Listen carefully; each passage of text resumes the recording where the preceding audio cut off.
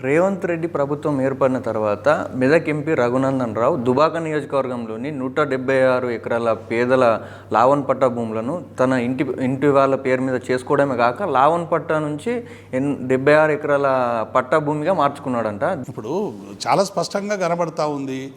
మేమేమైనా రేవంత్ రెడ్డిని ఒక్క మాట అన్నా లేకుంటే ఇంకొకరిని ఒకరి మాట అన్నా వెంటనే ప్రొటెక్టర్స్ లాగా దిగిపోతారు బీజేపీకి సంబంధించిన నాయకులు, రక్షణ కవచం లాగా.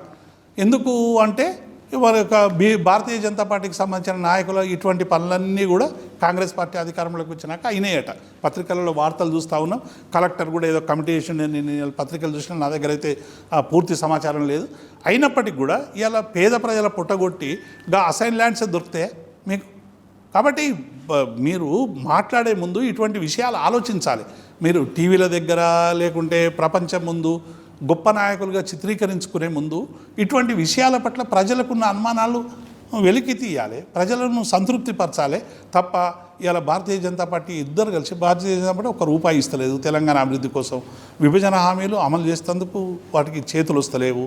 ఇవాళ పైగా ఒక దేశం ఒక ఎన్నిక, ఒక దేశం ఒకే తిండి, ఒకే మతం, ఒకే భాష, ఒకే విధానం అని చెప్పి ఇవాళ మొత్తంగా కూడా దేశవ్యాప్తంగా కూడా ఇవాళ భారతీయ జనతా పార్టీ తనకు అనుకూలమైనటువంటి శక్తులన్నింటినీ కూడా పోలరైజ్ చేసుకునేటువంటి ప్రయత్నం చేస్తూ ఉంది. ఇవాళ ఆ పోలరైజ్కి వ్యతిరేకంగా ఇవాళ డెఫినెట్గా విభిన్న భావాల సంస్కృతుల మేలు కలయిక భారతదేశం.